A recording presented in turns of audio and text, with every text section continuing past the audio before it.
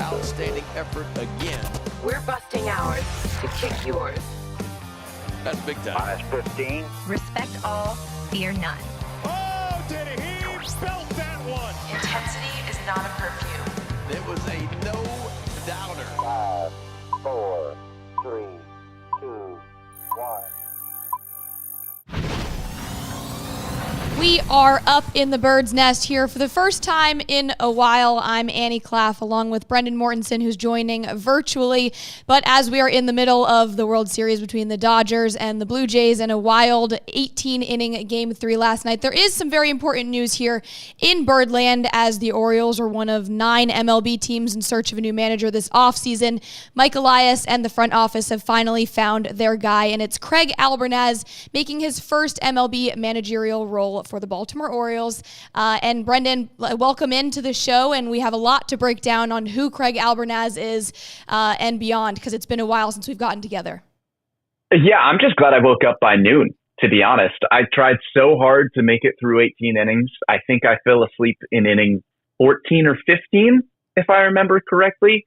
That was an insane game, and it's kind of surprising. I know a lot of teams are not encouraged to make manager moves before the World Series ends because Major League Baseball wants the focus to be there. But the Orioles had a candidate in Albernaz who was a widely sought after managerial candidate. And so they thought the earlier that they could pull the trigger on it, the better, and they get their guy. I know, and it's crazy, too, because now the Orioles are one of 4 teams that have named their new manager already, but 5 remain. So it's definitely important news in Birdland, and let's dive right in on who Craig Albernaz is. He played at Eckerd College in St. Petersburg, Florida. He is from Fall River, Massachusetts, which is why you will kind of see that Boston accent from him, which is very, very thick. But for the majority of his career, 9 seasons in the minor leagues, definitely a minor league floater, but from 2006 to 2013, he was with the Rays farm system and then the Tigers farm system in 2014. And after that, did a whole boatload of different coaching positions. And most notably, he had held a bullpen coach and catching instructor for the San Francisco Giants from 2020 to 2023. And then the bench coach for the Cleveland Guardians in 2024, where he became very close with the manager, Stephen Vogt, over there. And then this past season, 2025, the associate manager for the Guardians, where in the offseason going into 2025, he also had managerial role interviews. So definitely, like you mentioned, a widely sought out candidate, both for the Orioles and for other vacant teams. Yeah, it's hard when there is a manager brought in that doesn't have big league managerial experience to truly evaluate who Albernaz is going to be as a manager. All we have to go on is what people are saying about him in the organizations that he was in. As you mentioned, he was a former minor league catcher. I think it says a lot that he didn't put up particularly great numbers in Tampa Bay's organization, but a lot of people in that org just liked what he brought from a catching standpoint. He was a solid defensive catcher by all accounts and had a heck of an arm. In a great article from Rockabaco this morning, talking with Mitch Lukovics, who was the farm director in Tampa Bay. Basically, there was an injury in their organization. They needed a catcher, and they bring in this guy. He was undersized. He couldn't hit, but he knew how to play the game defensively. He had a great arm. He had great intangibles. And so they bring him in, and he stays in the organization for a while. And then after he retires as a player in 2014, he stays with the Rays organization in 2015. Lukovic saying, he had wonderful player intangibles, and those same intangibles are great for a staff member. Attitude, aptitude, work ethic, genuinely a good person. Who do you want to teach your players? You don't want some schmuck. So I think it speaks volumes that, he maybe wasn't the best minor league player in the world, didn't have big league upside at the catcher position, but he was so valued in Tampa Bay's organization that they brought him back as a coach just 1 year after he retired as a player. Right, and I think that it's important to note, and as it was well noted in that article by Rock, is that this guy was an undrafted free agent, so he had to make his way up to the top and kind of make your way to professional ball, and he's doing the same thing here to making it to the big leagues as a manager, and I think that's really admirable from a guy that you want kind of paving the way for so many of these young players on this Orioles big league team, and even in the farm system as well, kind of someone to look up to. But I think that what really catches my eye for him is that he was a catcher, because I think you take a look at that load of responsibility and leadership on the baseball field, and I think that's huge, and I think that that's going to be a huge pivotal piece of who he is as a manager. Yeah, it's funny. It kind of seems like if you're between the ages of 40 and 60 and used to be a catcher, then you might be able to be a big league manager. Yeah. It seems like that's the wave, right? And there is obviously credence in the fact that a catcher knows how to manage the game when they are playing in the game. So it would make sense for those guys to turn into big league managers down the line. And Albernaz does have some managerial experience. It is not big league managerial experience. But after he started off his coaching career as a hitting coach, he became a high A manager in 2017. He managed the Yankees high A affiliate, the Hudson Valley Renegades, to a Penn League championship. And then the following year in 2018, he goes back to Tampa Bay's organization and manages high A Bowling Green. He manages them to 90 wins, which was the most in minor league baseball that season. And he won Midwest League Manager of the Year. And then after that, he goes up to the big leagues as the bullpen coach and the catching instructor for the Giants, like you mentioned. So it's just 2 years of managerial experience, and it is at high A. But in those 2 seasons, he put together a really good record for whatever it's worth at that level of the minor leagues. And then with the Giants there in his 4 seasons from 2020 to 2023 as the bullpen coach and catching instructor, the Giants bullpen led baseball in ERA in 2021. And in his 4 seasons there cumulatively, Giants pitching staff had the 3rd best ERA in the National League. How much does the bullpen coach and the catching instructor have to do with that specifically? I think that's probably up for debate, right? As I think a lot of this conversation is going to be a manager, and their success is oftentimes just dictated by the players that they have. And the Giants had some good pitchers, but certainly doesn't hurt to have that kind of track record. And then the last 2 seasons, when he's in Cleveland, is the right-hand man to Stephen Vogt. The Guardians win the division both years, right? So again, what his role specifically looked like, we're not really sure in Cleveland. The bullpen coach is responsible for being in the manager's ear a lot, being kind of that baseball game-to-game basis advisor for a lot of in-game decisions. So he clearly has the experience of doing stuff adjacent to the manager, even if it's not in the manager's seat itself. And Stephen Vogt, I think most would agree right now, is probably one of the best managers in all of baseball. And so being his right-hand man for 2 years says a lot. Yeah, and I think that it's also very important. You mentioned that adjacency. Yes, you kind of can't really depend solely on the manager. You have a lot of weight that's held in the players themselves. But when you look at the state of the Orioles bullpen right now, the state of the Orioles as a whole, I think that it is going to be crucial to have a guy like Albernaz who had that experience with the Giants, working solely, if not just with the bullpen group, as well as with the catching group, like it was mentioned in that title as well. So I think that when you look at the bullpen for the Orioles this offseason, yes, there's going to be a lot of restructuring that's needed with Felix Bautista's injury.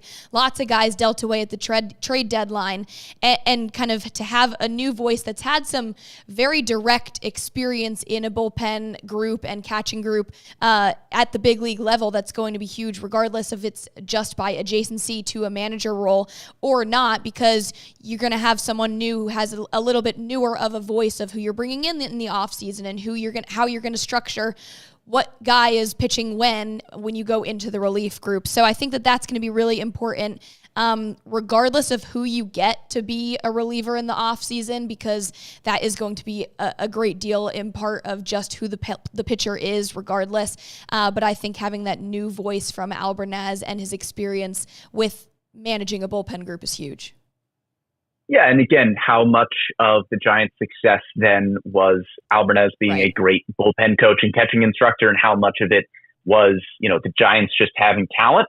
that's certainly a conversation that you can have. And I think based on, your opinion of bringing somebody in without managerial experience, if you like it, if you don't like it, your bias will probably fall on either ends of that conversation. But I think the general takeaway that you have, regardless of how much of it is the talent and how much of it is the coaching, it's just that he has come from a bunch of successful organizations and forward-thinking organizations. I think the Rays and the Guardians especially are two organizations that are known around baseball for doing a lot of the small things right, for being pretty forward-thinking analytically, and for making a lot out of a little. And we know that the Orioles have the ability to go out and sign free agents with this new ownership group in place. We have heard from Mike Elias and from David Rubenstein that there are not going to be restrictions on what they were able to go spend. If it makes the baseball team better, they have the ability to go do it. But the Orioles are still not the largest market in the world, and they have to compete with teams like the Yankees and the Red Sox and the Blue Jays in that division that are pretty consistently going to be in the top 10 when it comes to salary. And there's no saying that the Orioles can't be there down the line if that's what they decide to do. But organizations like the Rays and the Guardians find ways to consistently have success despite not having the largest payrolls in the world, despite being those smaller markets. And being able to bring somebody in from those organizations, he has shown the ability to be able to win with those organizations. He knows what it takes to get those clubs to the right place. And if you go and find older videos of Albernaz, whether he is doing interviews with the Rays, with the Giants, with the Guardians, it's somebody who preaches the small things. It's somebody who knows the importance of just playing fundamental baseball and making all of the little things count.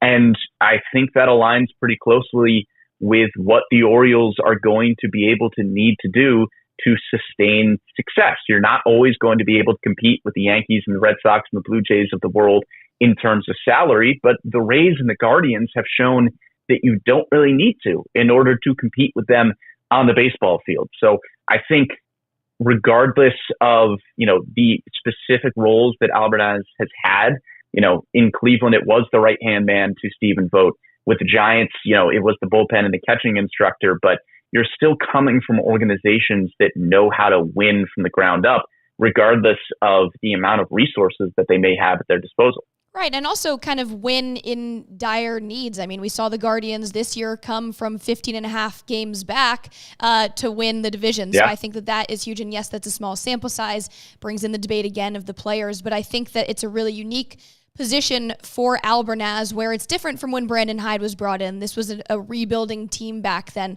Right now, the Orioles don't have a need for a rebuild. The core is very much intact. You're just looking for a lot better from that core, bringing in some new guys and a manager that can bring a new voice and try and get the team back on track. And I think that that's a really unique position for Albernaz. I know that there were some other names into the mix, some managers that had veteran experience, some guys that maybe didn't, but I think that with Albernaz, he aligns very well with not only in age, but like you mentioned, coming from other teams that know how to win and know how to fight back to winning. So I think that it's really important to keep those in mind when you think of a guy like Albernaz who hasn't necessarily had a lengthy resume when it comes to managerial experience. Yeah, and I think that's a conversation to have too, right? Because there was a discussion this offseason when the Orioles were looking for a new manager. You were thinking, okay, do they need to go out and get somebody who has big league managerial experience, somebody who has won in the postseason and, maybe won a World Series, right? With somebody like Bruce Bochy potentially getting back into managing this year. So it's an interesting conversation with Albernaz. He obviously does not fit that bill as somebody with managerial experience. But if you take it a step further and ask yourself, what are you really looking for with somebody who has experience? I think it's somebody that the players are able to resonate with because they have the trust that they are going to take them to the next level, right? It's somebody that you have the confidence in that can win, and it's somebody that you can make a connection with and have a baseline of trust with, that they are going to put you in the best position to succeed and to win. And by all accounts, Albernaz is going to be able to do that. The biggest thing that I have been reading when you're trying to, catch up on who Albernaz is as a guy, as a coach, what Jeff Passan in the article that he wrote for ESPN when Albernaz got hired said, I think a few times highlighted his ability to connect with players and how that was really a staple of his time in both San Francisco and Cleveland. John Morosi echoed that sentiment as well in his discussion on MLB Network, just about the fact that Albernaz is able to build these really strong connections wherever he goes. In the article that Rock wrote this morning on MASNsports.com, he talked with some guys in the Rays organization who said that they were so happy that Albernaz got this gig that there were tears last night when they saw that he was the guy getting this job. So clearly he is able to make some outstanding connections that have made a lasting impression in these organizations. So when you're talking about the experience as a manager versus a lack of experience at the big league level, Albernaz, no, he does not have that. But what does that experience really mean? And if it means being able to connect with players and get the best out of them, that seems like exactly what Albernaz has been able to do in his past few gigs here. Yeah, I know. And I think it's important also to kind of acknowledge who else the Orioles were linked to kind of maybe bring in as the next manager. Obviously, Tony Mansolino was one of those guys that you knew was going to get a chance just because of what he did as interim manager this past season and having that kind of 4.5 month long or however month long interview process of him just being a manager in general or an interim manager for that matter. So he was obviously going to be a candidate, but it's different in the sense of, okay, you fell short completely in a 2025 season where you were supposed to make it to the playoffs. You kind of almost need a new voice completely to start the next season off on a completely different note. And I think that you could have gone with Tony Mansolino, and I think that he was great coming in as an interim manager, has shared a lot of the same qualities that Albernaz does in terms of being able to connect with the players and being a really solid voice, not necessarily being too hard on the players, but he mentioned he had a very tough love, small ball approach to coaching. So I think that you have some of the similarities there, but in terms of starting a new season where you're trying to right all the wrongs of what happened in the previous season, you kind of have to go with a new voice completely. Yeah, it's interesting, the similarities there. John Morosi, again, describing Albernaz as a blue-collar type of player who's learned a lot of the advanced analytics as he's gone along with the Rays and Guardians. And, he wasn't somebody who was the best minor leaguer, but had, a lengthy baseball career. That kind of sounds like Manso a little bit, but, just real quick shout out to Tony Mansolino. Yes, as you mentioned, he goes over 500 on a team that he took over at 15-28.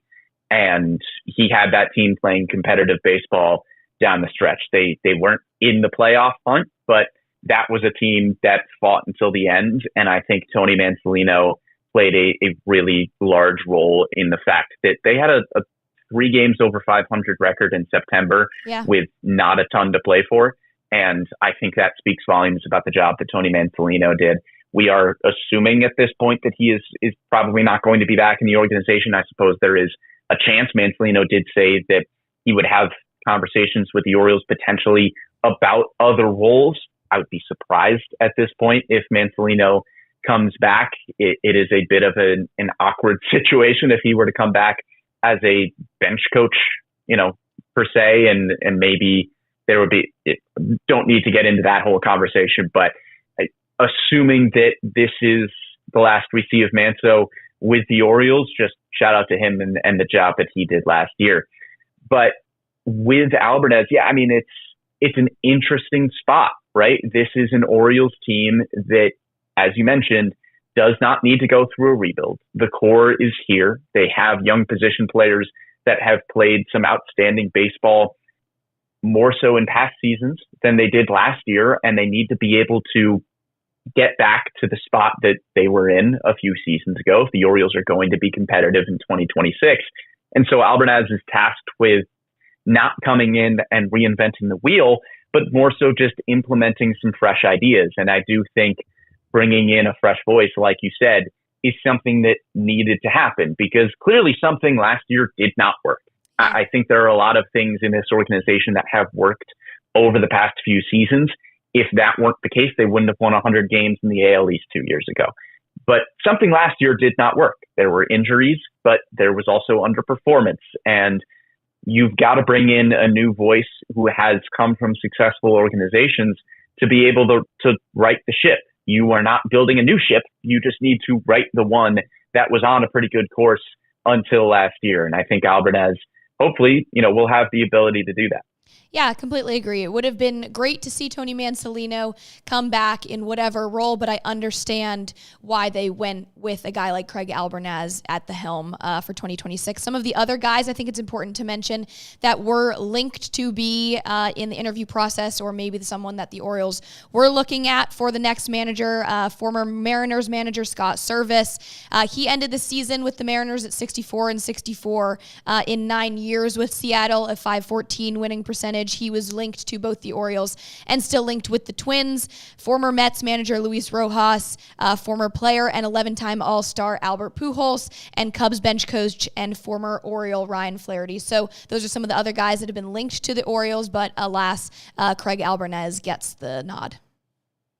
Yeah, and I think important to note, too, along with just the group of guys that the Orioles were reportedly linked to, it's important to note that Albernaz was as Jeff Fashion described him, a widely sought-after candidate. This is somebody who, even going back to last year, during that coaching cycle, was reportedly a finalist for both the White Sox and Marlins manager openings, but withdrew from consideration from both of those positions and instead opted to be the associate manager of the Guardians for this season. And he is somebody that we, had seen reports of getting multiple interviews with other teams as well. So the Orioles make this manager decision early, and, it seems like it's important that they did, because not that Albernaz would be able to specifically pick and choose which exact job opening he wanted, but he had the ability to pick which role was right for him. He didn't think last year that those White Sox and Marlins managerial openings were the right positions for him, and he doesn't take those jobs. Who knows if he would have ultimately been the guy that they picked. Reportedly was at least a finalist, though. And so he had the ability to wait for the right opportunity. And it's important from both sides, where the Orioles went out and they get Albernaz pretty quickly in this process. And you have the buy-in from Albernaz as well, where he clearly thinks that this was the right opportunity for him. He had interviews other places. He had been a finalist at other places, but he said, no, the Orioles are the place that I want to go. This is the right role for me, the right team for me, the right organization for me. So I think that speaks volumes as well. The fact that he was a widely sought after candidate who had the ability to kind of filter out which positions he wanted. And it's the buy-in on his end as well, that he feels like this organization was the place he wanted to be out of his other options. And I also think it's important to note, too, when we look back at when we found out how many teams had manager vacancies where, okay, you got to compete for a lot of vacant managers, but at the same time, how would you kind of not want to go to a team that isn't fully in a rebuild, has a really, really raw group of talent, a raw talent group in this young core, and is just trying to get back on track? I think that it's important to think back on just how much talent there still is at this ball club. Yes, there is a big need to go out and get some extra pieces to implement into this core, but at the same time, I think it shows a lot when you have a widely sought out candidate in Albernaz that wants to work with this team that's trying to fight back into contention. And I think that it's far from over, and if it's really exciting news to see someone like Albernaz, who is going to align very well with this young core and also work to bring in some veteran big names in free agency. Yeah, and this was not an easy coaching cycle to hire a manager in. Yeah. There were a lot of attractive jobs open right now. I think the Orioles are probably close to the top of that list, if not at the very top of that list, with a core that includes Gunnar Henderson and Jackson Holliday and Adley Rutschman and a lot more guys there, Jordan Westbrook. You can go down the list, right? But you're also talking about a Rangers team that had one of the best pitching staffs in baseball. I know their process with Skip Schumacher, it kind of felt like he was a shoe-in. Yeah. No pun intended, pun kind of intended. I mean, the Giants opening where Tony Vitello, the former Tennessee head coach, ultimately ends up going, I think that was very attractive opening. And you still have teams like the Twins, who were a playoff hopeful this year. The Padres, I mean, the Padres are a darn good baseball team that has an opening right now. The Braves, talk about their core with Ronald Acuna and Michael Harris and up. Like, there are plenty of teams in baseball right now looking for a manager that are really attractive openings. And so to have a widely sought after candidate like Albernaz, put his stamp on the Orioles pretty early on in this process, again, it just speaks volumes to the buy-in that he had and the fact that the Orioles had a lot of conviction in thinking that this was their guy.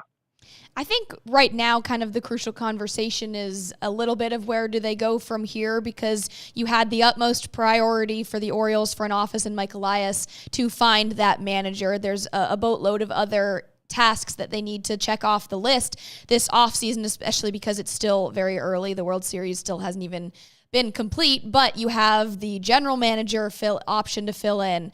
You have all the offseason needs and acquisitions that you need to get in terms of starting pitching, rotation depth, bullpen depth, maybe a veteran hitter. So it's nice to know now that you've kind of checked off the top priority on Elias's list and kind of where do you go from here. It'll be very interesting to see what kind of role Albernaz plays in any of that, because we knew that Hyde and Elias had a very close role when it came to roster moves or offseason acquisitions, all that jazz. So I think with a new voice and a new guy at the helm, you can kind of only continue down the list of what needs to happen for this Orioles offseason. And yes, it's still very early, but important to think about.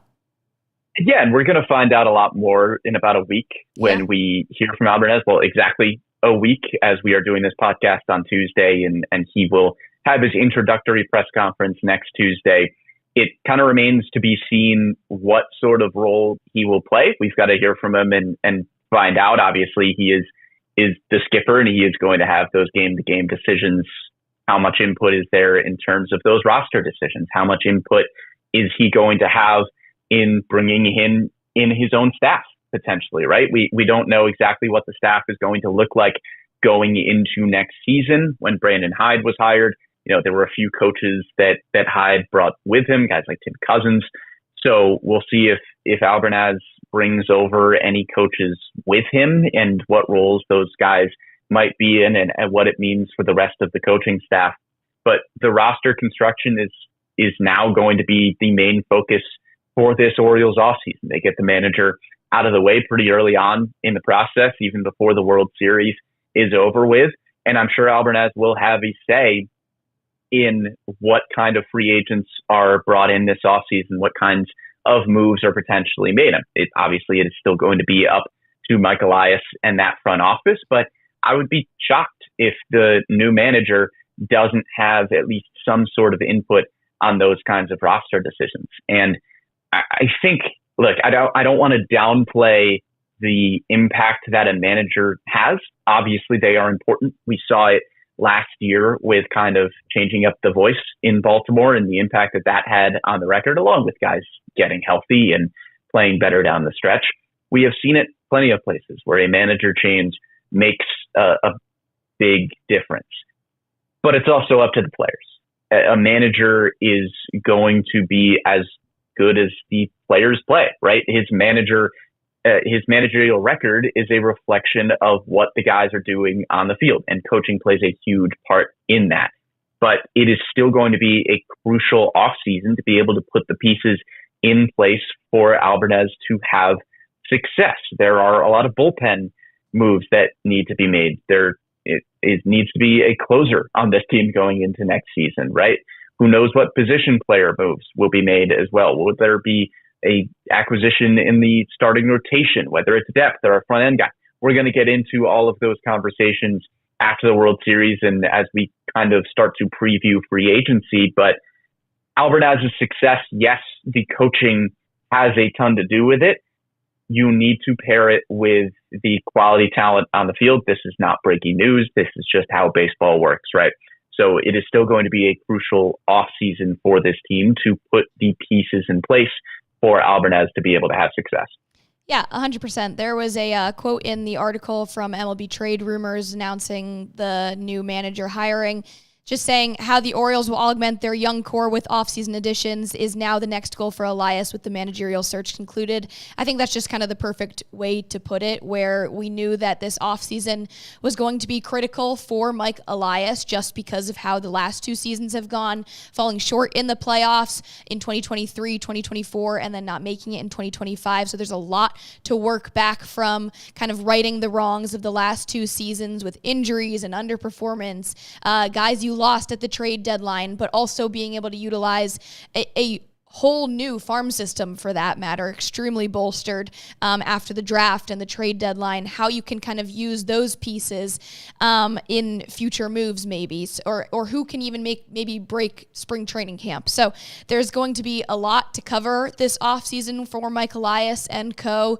but great to know that they have kind of moved past the managerial search. They can go into the next tasks, but it doesn't go to say that, you know, how Albernaz rolls with this team is going to be watched with a very fine microscope, because obviously everybody knows that a manager position in baseball and sports, whether you're a coach or a manager, is one of the hardest jobs to hold in sports, because you are the first to blame and you're the first to get credit. So there's a lot to be said for that position. Yeah, absolutely. And, you know, kind of to echo a point that we made before, this is a different expectation than most new managers are going to have around baseball. The Orioles are expecting to compete in 2026. They are expecting to win. And so Albernaz is coming in right away and yes, implementing new ideas, but those new ideas need to connect and resonate pretty quickly, because you need to win immediately. In 2026 when you get this new job. No pressure, Craig. But, you know, it is important to get a new voice in here. Like you said, this team is constructed of a bunch of players who have been in the organization since they got drafted. And there is something to be said for the cohesion that creates and the messaging that has been with them throughout their entire professional baseball careers. But clearly you needed a shakeup after last year, and you bring in a new voice who comes from successful organizations.